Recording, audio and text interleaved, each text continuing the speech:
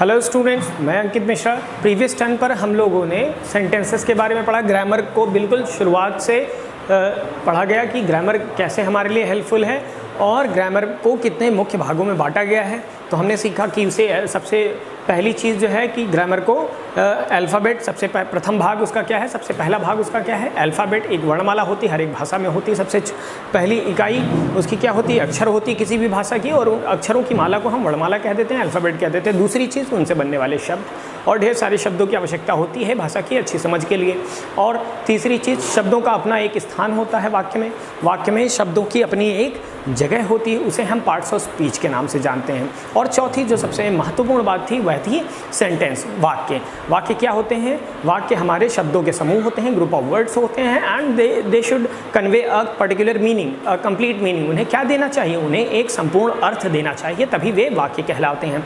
और वाक्यों को दो भागों में बांटा गया, दो तरह से बांटा गया। दो बेसिस हैं उनके, दो फंडामेंटल्स हैं। एक तो उनकी बनावट के हिसाब से, and the second fundamental is उनके टोन और मूड के हिसाब से। तो टोन और मूड के हिसाब से हम लोगों ने कल स्टडी किया वाक्यों को कि 5 तरह के सेंटेंसेस, 6 तरह के सेंटेंसेस हमें मिल पा रहे थे। एक असर्टिव था, और असर्टिव में भी 2 तरह से बातें कही जा रही थी। अफर्मेटिव, जो सिंपल स्टेटमेंट हमारे होते हैं, साधारण कथन जो होते हैं, उन्हें हम अफर्मेटिव सेंटेंसेस कहते हैं। And the next type was negative sentences, जिनमें हम बातों को नकार दिया करते हैं, नो, नेवर, नॉट का यूज़ कर लेते हैं, या अदर दूसरे निगेटिव शब्दों का प्रयोग करते हैं, तो वह सेंटेंसेस निगेटिव हो जाते हैं।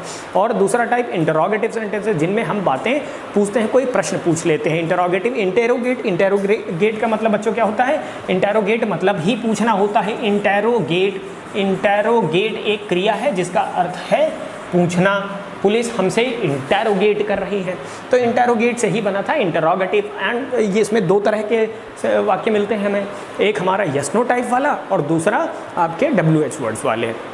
और ये इनमें एक बात बड़ी कॉमन होती है कि इनमें हेल्पिंग वर्ब हमारे सब्जेक्ट के पहले आ जाया करती है, विच इज़ वेरी यूज़फुल। बहुत हेल्पफुल चीज़ है, आपको पता होनी चाहिए, इंपॉर्टेंट चीज़ है, आपको पता होनी चाहिए, ठीक है। क्योंकि केवल इंटरोगेटिव वाक्यों में ही ऐसा नहीं होता है, केवल प्रश्नवाचक वाक्यों में ही ऐसा नहीं होता, कई अन्य भी स्थान हैं जहाँ पर वर्ब अपने सब्जेक्ट के पहले आती है, और इस व्यवस्था को इन्वर्जन केस कहते हैं। वह हम एडवर्ब के टर्न पर अच्छे से पढ़ने वाले हैं।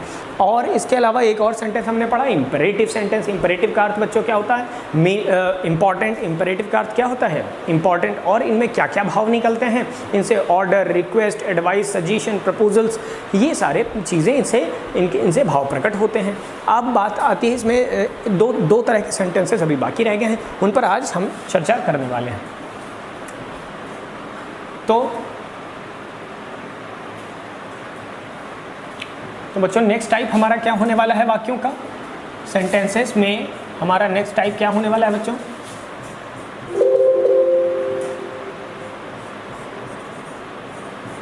सेंटेंस, वाक्यों की श्रृंखला में बच्चों अगला हमारा सेंटेंस क्या होने वाला है, एक्सक्लेमेटरी सेंटेंस। जान लीजिए, exclamatory sentence.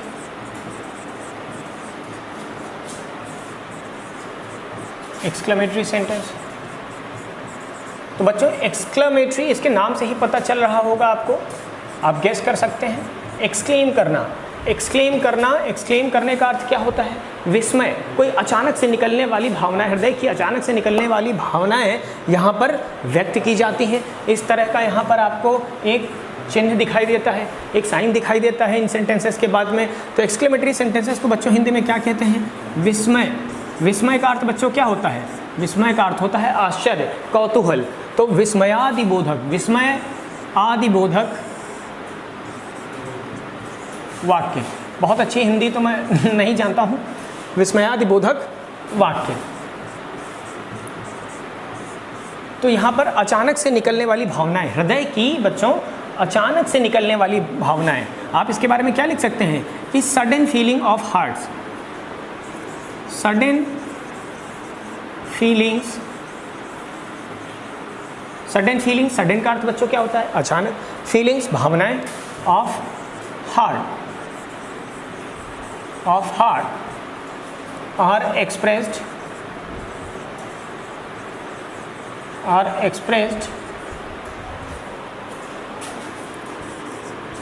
expressed with the help of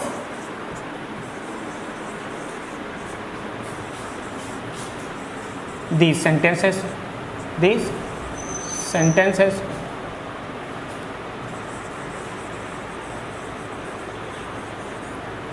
तो बच्चों क्या लिखा हुआ है? सडन फीलिंग्स ऑफ हार्ट, हृदय की अचानक से निकलने वाली भावनाएं यहाँ पर व्यक्त की जाती हैं। हृदय की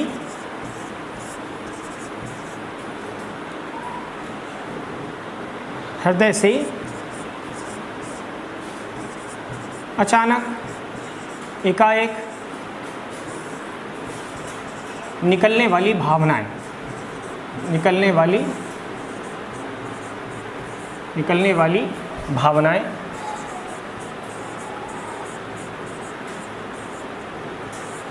इससे व्यक्त की जाती हैं।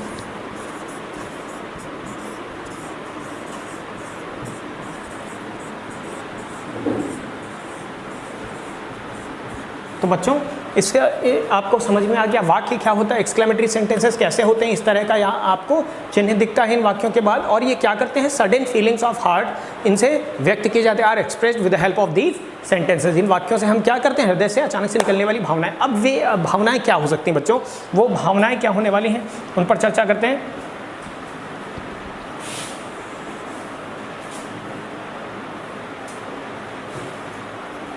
जैसे कुछ एग्जांपल्स ले लेते हैं।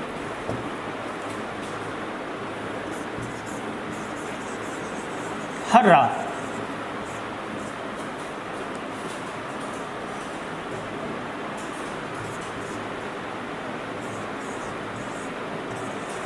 हर्रा, we have won the match, we have won the match। क्या अर्थ है बच्चों इसका? कि ये खुश एक एक्सप्रेशन, हर्रा शब्द क्या है बच्चों? हर्रा, कुछ बच्चे इसे हुर्रा पढ़ देते हैं, आप इसे हर्रा पढ़ें, सही उच्चारण इसका हर्रा है।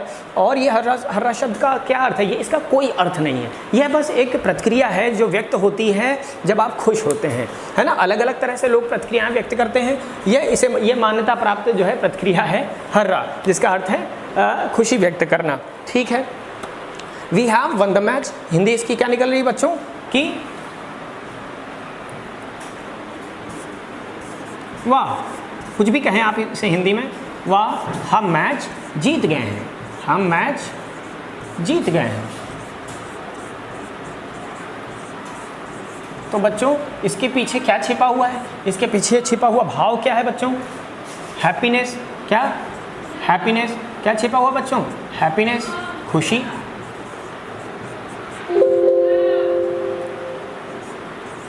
हैप्पीनेस, क्या छिपी हुई है बच्चों? खुशी, स्पष्ट रूप से आप देख सकते हैं। ठीक है, तो एक सेंटेंस तो ये हो गया, खुशी व्यक्त करना। और खुशियाँ क्या हैं? खुशी अचानक से निकलने वाली हृदय की भावनाएं हैं। ठीक है, और सेंटेंस ले सकते हैं।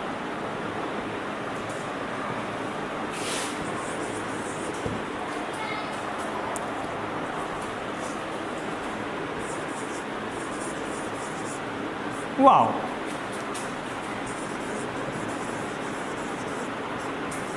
that's beautiful, V-E-A, beautiful। तो बच्चों इसका अर्थ क्या निकला? वाव। वाव शब्द, अब वाव से वाकिफ़ हैं। दैट्स ब्यूटीफुल, बहुत सुंदर है कोई चीज़। यहाँ पर क्या है बच्चों? यहाँ पर एप्रिसिएशन हो सकता है, एप्रिसिएशन, प्रशंसा है बच्चों। क्या है यहाँ पर? प्रशंसा है।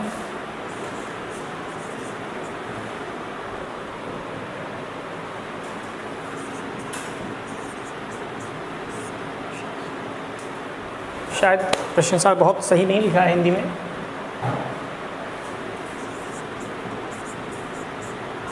आप देख लीजिए। ठीक है, तो यहाँ प्रशंसा है।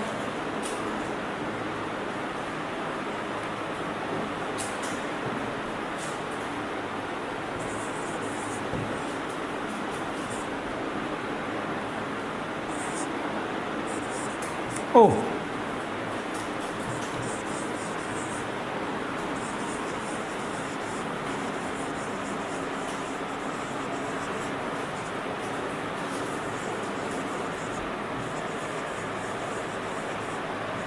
ओह my old friend has died, अरे मेरे पुराने मित्र की मृत्यु हो गई है। तो यहाँ पर दुख है, स्पष्ट रूप से दिख रहा है बच्चों।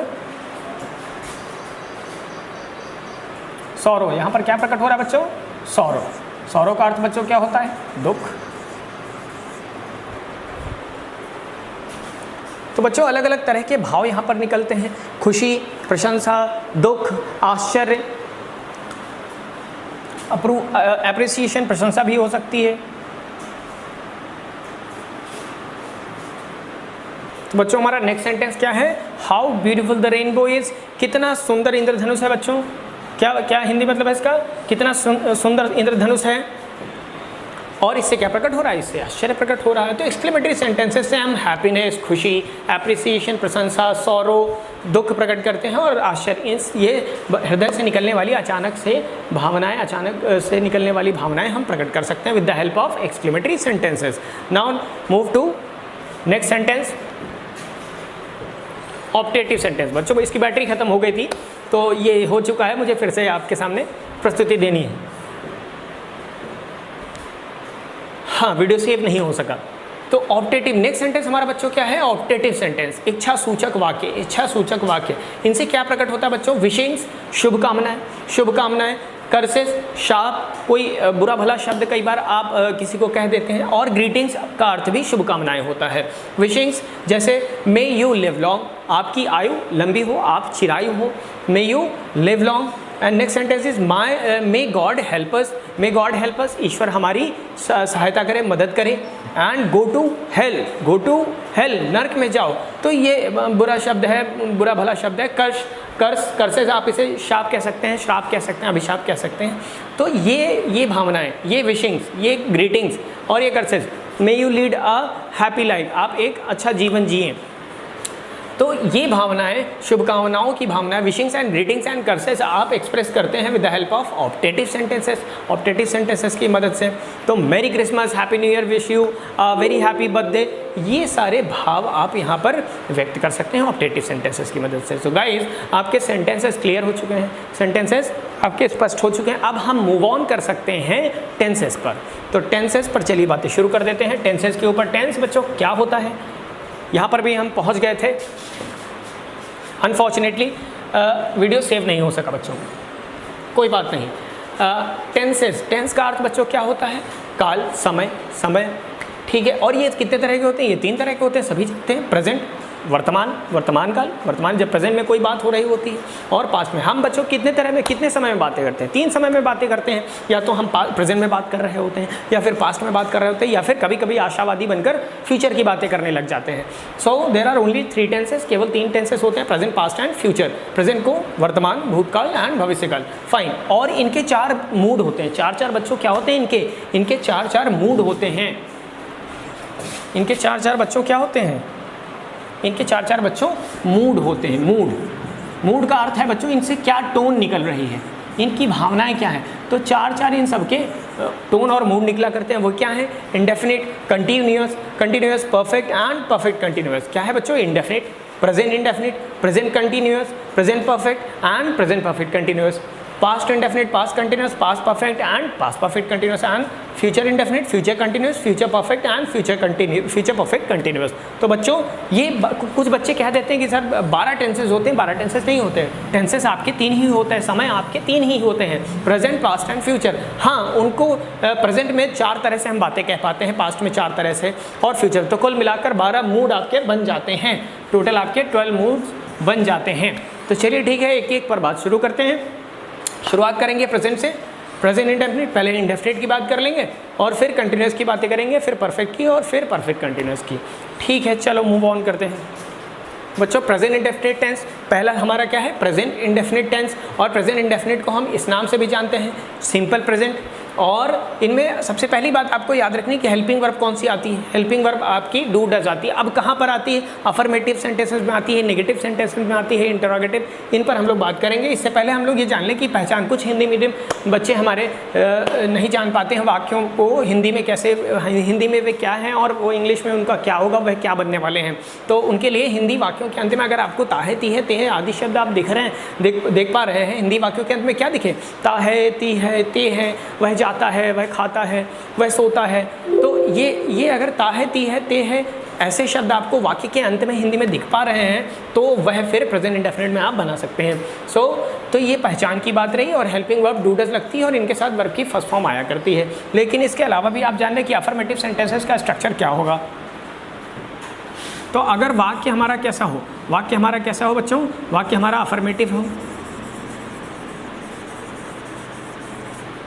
वाक्य हमारा अफर्मेटिव हो, तो वाक्य अगर हमारा अफर्मेटिव है तो सबसे पहले क्या आएगा बच्चों, सबसे पहले आ जाएगा सब्जेक्ट आएगा, सब्जेक्ट आ जाएगी प्लस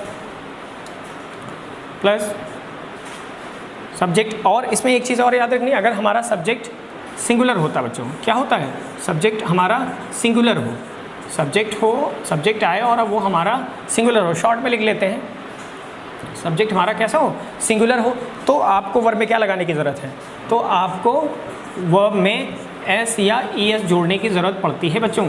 याद रखना कि हमें वर्ब में एस या ई एस की ज़रूरत कब पड़ जाती है, जब हमारा सब्जेक्ट सिंगुलर होता है। देखिए क्रम यही होगा अफर्मेटिव सेंटेंसेस, सबसे पहले सब्जेक्ट आएगा, फिर हमारी वर्ब आएगी और फिर हमारे दूसरी चीज़ें हो सकती हैं, अर्थात क्या हो सकते हैं, ऑब्जेक्ट्स हो सकते हैं। अफर्मेटिव सेंटेंसेस का अफर्मेटिव और नेगेटिव सेंटेंसेस का क्रम ऐसा ही होता है बच्चों कि सबसे पहले सब्जेक्ट आता है, फिर वर्ब आती है, फिर ऑब्जेक्ट आता है। तो अगर अफर्मेटिव सेंटेंस आप प्रेजेंट इंडेफिनिट का बना रहे होते हैं तो सब्जेक्ट अगर सिंगुलर है तो फिर वर्ब में हम एस या ई एस लगा लिया करते हैं, एस या फिर ई एस। अगर कोई वॉवेल एंडिंग वर्ड है, अगर कोई वॉवेल से खत्म होने वाला शब्द है, जैसे गो, क्या बच्चों, गो, तो वॉवेल से शुरू हो रहा, वॉवेल से ख़त्म हो रहा है तो हम क्या ऐड कर लेते हैं, ई एस ऐड कर लेते हैं। अगर कोई वॉवेल से एंड नहीं हो रहा है तो हम सिंपली एस लगा लेते हैं। तो यह बात आपको पता है पहले से। तो वर्ब में एस या एस हमें लगाने की ज़रूरत कब पड़ती है बच्चों, जब हमारा सब्जेक्ट सिंगुलर होता है। ठीक, तो यह रही बात बनावट की। और निगेटिव सेंटेंसेस अगर आप बने, अगर हमें सेंटेंस कैसा बनाना पड़ जाए बच्चों, निगेटिव बनाना पड़ जाए, तो आप क्या करेंगे, अगर हमें नेगेटिव सेंटेंस की ज़रूरत पड़े, नेगेटिव सेंटेंस हमें बनाना है तो आप कैसे बनाएंगे। तो नेगेटिव सेंटेंस में बच्चों आपको पता होना चाहिए कि सबसे पहले हमारा सब्जेक्ट आएगा, सबसे पहले क्या आ जाएगा, सबसे पहले क्या आएगा, सबसे पहले सब्जेक्ट आ जाएगा, सबसे पहले सब्जेक्ट आ जाएगा और सब्जेक्ट अगर सिंगुलर है, सब्जेक्ट अगर क्या है, सिंगुलर है। लेकिन बच्चों आपको यह भी याद रखना होगा, अगर सब्जेक्ट प्लूरल होगा, इसमें थोड़ा सा पीछे स्विच कर लेते हैं,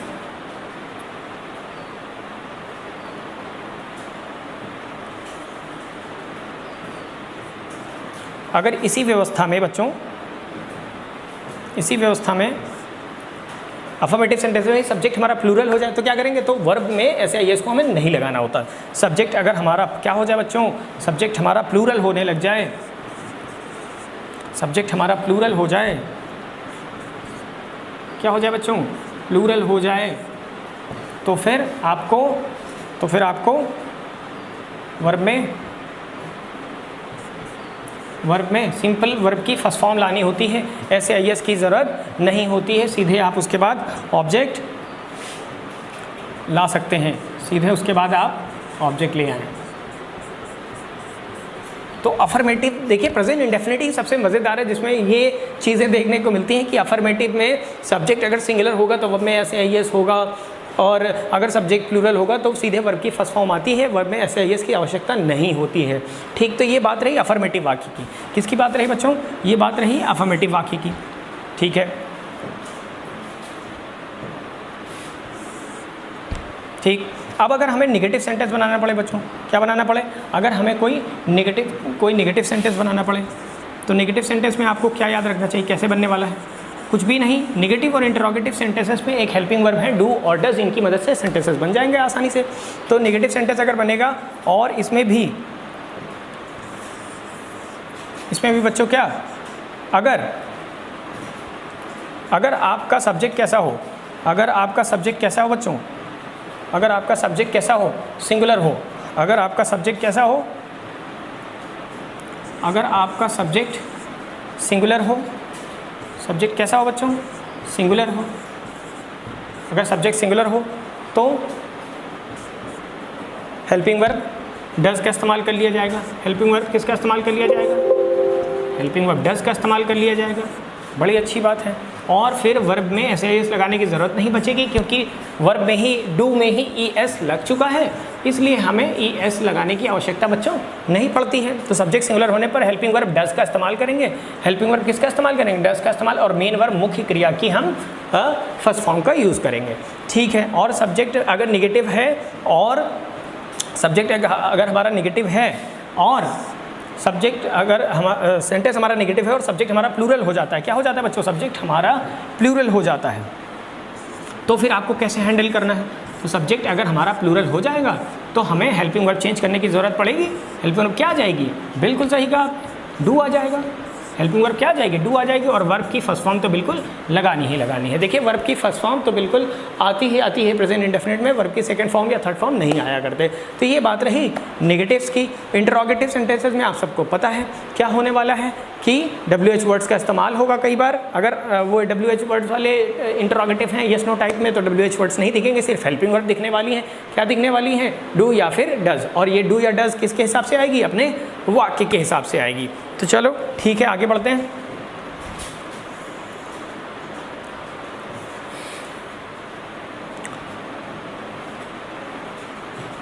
तो अगर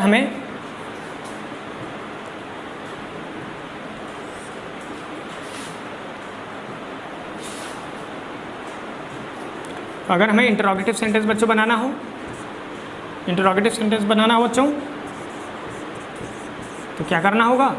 कुछ भी खास नहीं, केवल हेल्पिंग वर्ब्स का यूज़ होगा।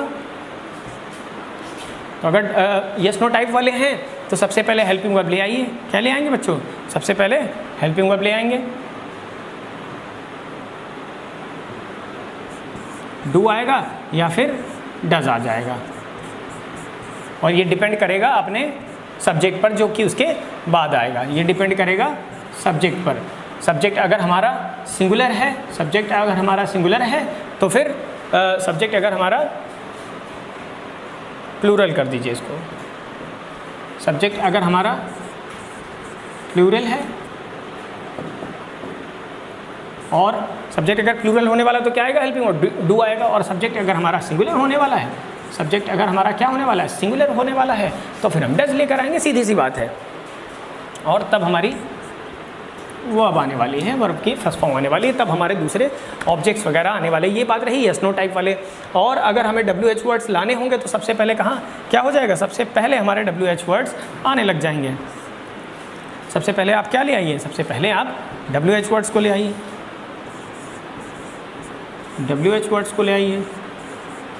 और फिर पूरी यही प्रक्रिया बच्चों लगने वाली है। हेल्पिंग वर्ब डू या डज का इस्तेमाल करिए, और ये बात निर्भर करेगी आने वाले हमारे सब्जेक्ट पर। कि हमारा सब्जेक्ट कैसा है। हमारा सब्जेक्ट प्लूरल है या फिर कैसा है बच्चों? सिंगुलर है।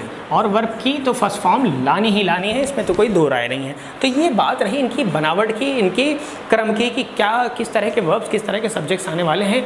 मैं आशा करता हूँ कि ये बातें आपको इतना तो आपको बिल्कुल, जैसे ही मैं बताऊँ कि हेल्पिंग वर्ब डू डज लगने वाली, वर्ब की फर्स्ट फॉर्म आने वाली, तो ये बात तो आपको बिल्कुल क्लियर होनी चाहिए। तो अब अगर मैं बात करूँ इनके फीचर्स की कि ये कार्य क्या करता है, ये किस तरह के फीलिंग्स निकलते हैं इससे, क्या भावनाएं, क्या टोन निकलती है। तो चलिए शुरू करते हैं। इसमें क्या भावनाएं निकलती हैं, इसके आगे से आप लिखना शुरू कर सकते हैं।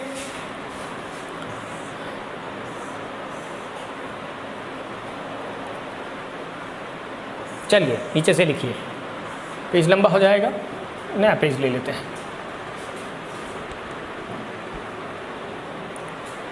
ठीक है, तो इसमें क्या फीलिंग्स निकलते हैं बच्चों? तो इनसे आपको डेली रूटीन देखने को मिलेंगे बच्चों। क्या देखने को मिलते हैं? डेली रूटीन अर्थात दैनिक क्रियाएं। अर्थात बच्चों क्या होता है? दैनिक क्रियाएं। डेली रूटीन का अर्थ क्या होता है बच्चों? दैनिक क्रियाएं।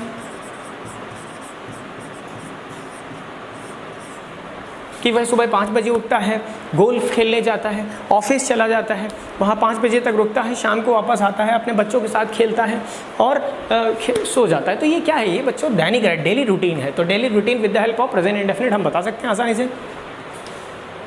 ता है, ती है, ते है, ठीक है बच्चों, तो डेली रूटीन कोई भी एग्जांपल ले लेते हैं। जैसे he wakes up early, he wakes up early, वह जल्दी उठता है, ये उसका एक डेली रूटीन है। ठीक है, दूसरी फीलिंग,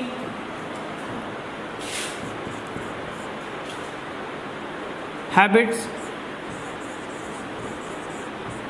हैबिट्स बच्चों, हैबिट्स बता सकते हैं आप, इससे क्या बता सकते हैं, हैबिट्स बता सकते हैं। कोई भी एग्जांपल ले लिया जाए, जैसे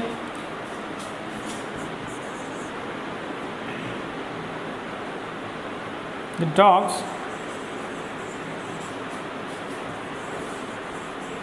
bark at strangers, the dogs bark at strangers, क्या करते हैं बच्चों, इसका हिंदी मतलब आपको क्लियर है, ही वेक्स अप अर्ली, वह जल्दी उठता है। मैं लिख देता हूँ जल्दी से हिंदी में, वह जल्दी उठता है, वह जल्दी उठता है। वेकअप मीन्स क्या होता है बच्चों, वेकअप मतलब गेट अप, उठना, जगना, वह जल्दी उठता है, अर्थात वह सुबह जल्दी उठता है। ठीक है, and the dogs bark at strangers, मतलब डॉग्स कुत्ते बार्क भौंकते हैं एट स्ट्रेंजर्स, अजनबियों पर। ठीक है, इसकी भी हिंदी लिख लीजिए, कुत्ते अजनबियों पर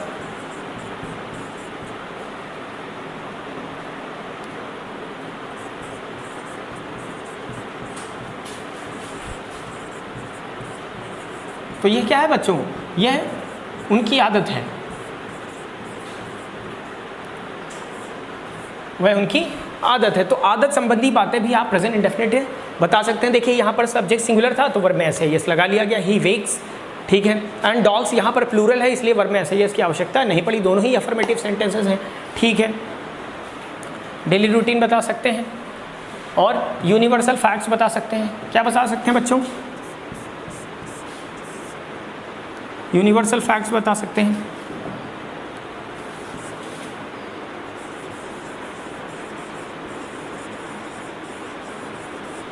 यूनिवर्सल फैक्ट्स बता सकते हैं। यूनिवर्सल फैक्ट्स का बच्चों अर्थ क्या होता है, हैबिट्स का अर्थ आप जानते हैं, आदतें, और डेली रूटीन का अर्थ दैनिक क्रियाएं। यूनिवर्सल फैक्ट्स का मतलब क्या होता है बच्चों, सार्वभौमिक सत्य, सार्वभौमिक सत्य मतलब हमेशा जो तथ्य जो हमेशा सच रहे, ऐसे तथ्य जो हमेशा से सच हैं और सच रहेंगे। यूनिवर्सल फैक्ट सार्वभौमिक सत्य, फैक्ट मतलब बच्चों तथ्य होता है, सत्य भी होता है, तो सार्वभौमिक सत्य ऐसा सत्य जो हमेशा बना रहेगा। ठीक है, जैसे कोई एग्जांपल ले लेते हैं, द सन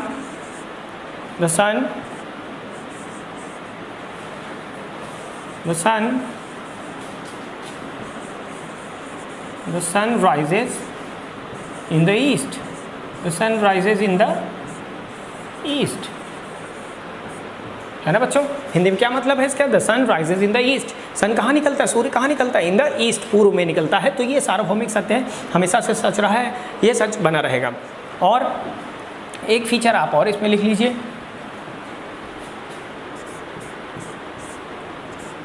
आप इन्हीं चीज़ों को, कुछ और भी चीज़ें हैं जिन्हें आप परमानेंट एक्शन कह सकते हैं। Permanent activities, permanent activities, permanent activities का अर्थ बच्चों क्या है कि जो स्थायी बातें हैं, स्थायी तथ्य, आप कह सकते हैं कि वे सार्वभौमिक हैं।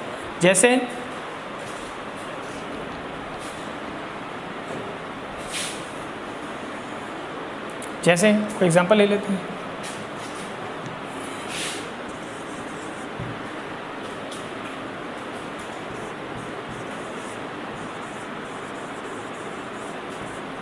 The water boils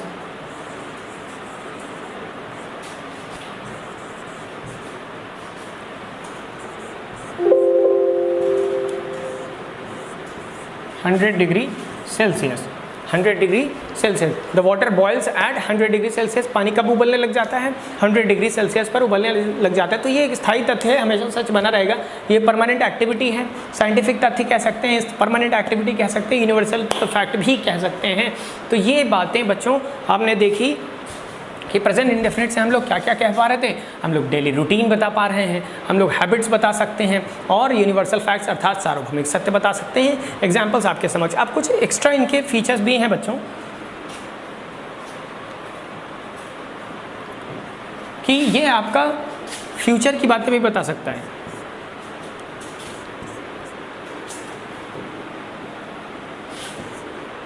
planned future actions,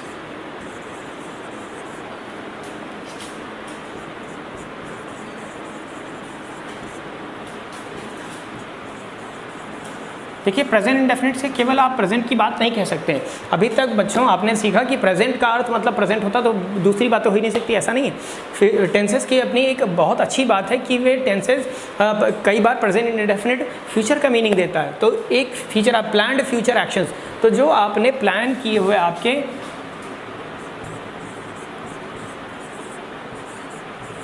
निश्चित भावी योजनाएं,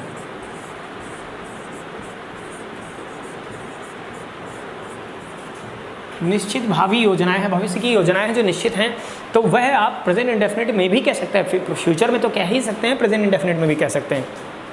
जैसे कोई एग्जांपल ले लीजिए, she goes to Berlin next week.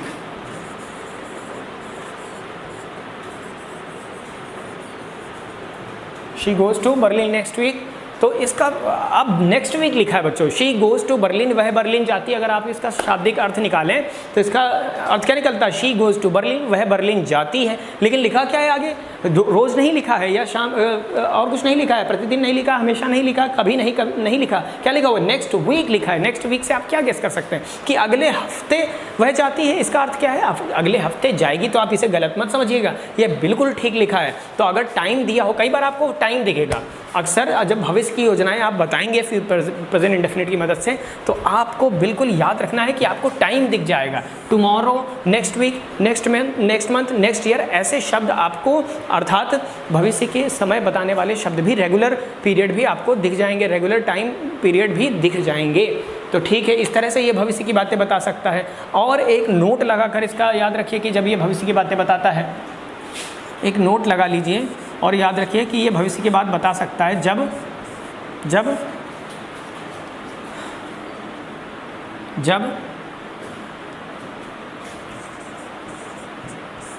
जो एग्ज़ाम में पूछा जाता है, जब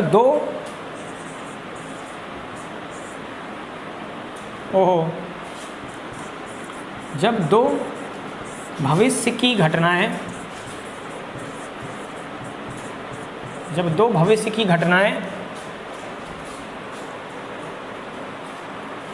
भविष्य की घटनाएं टाइम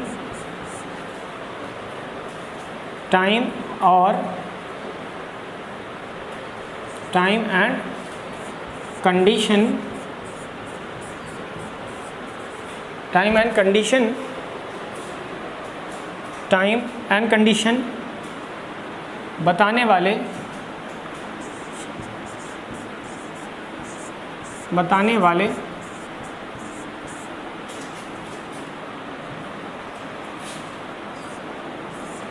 कंजंक्शन से जोड़ी जाएं।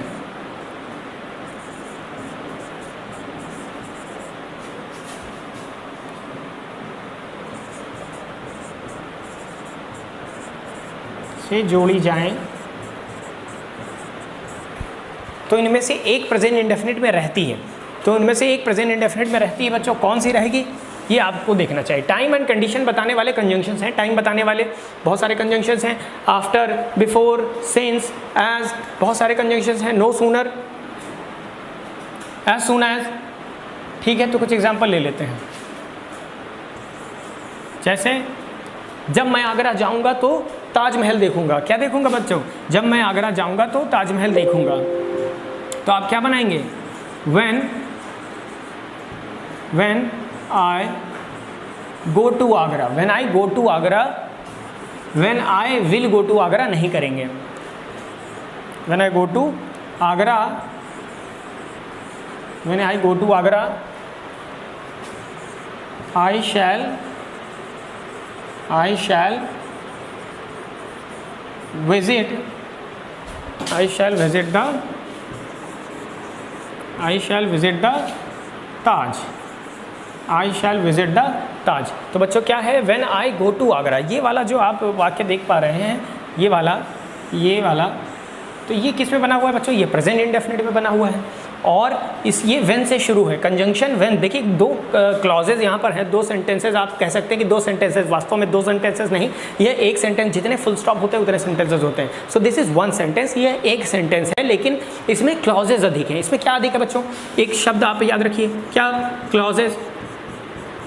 क्लॉजेज अधिक हैं, दो क्लॉजेज हैं और ये कैसे जुड़े हुए हैं, ये कंजंक्शन व्हेन की मदद से जुड़े हुए हैं। लगा ये यहाँ पर है, लेकिन इसका प्रभाव है उस क्लॉज पर भी। तो when I go to Agra, जब मैं आगरा जाऊँगा, इसका अर्थ क्या निकल रहा है, भविष्य में निकल रहा है। तो आई शैल विजिट द ताज, तो मैं ताज देखूंगा। तो अब आपको डिसाइड क्या करना है कि कैसे, कौन सा प्रेजेंट इंडेफिनिट में रहना चाहिए, जो कंजंक्शन से, टाइम और कंडीशन बताने वाले कंजंक्शन से शुरू हो, जो टाइम और कंडीशन बताने वाले कंजंक्शन से क्लॉज बिगिन करेगा, अर्थात ये वाला, ये बिगिन कर रहा है, ये शुरू हो रहा है, तो ये प्रेजेंट इंडेफिनिट में रहेगा।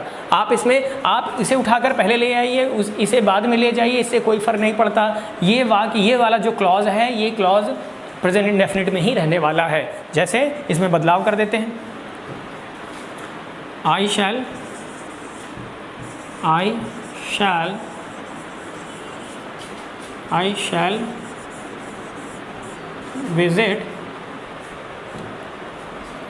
Visit the Taj,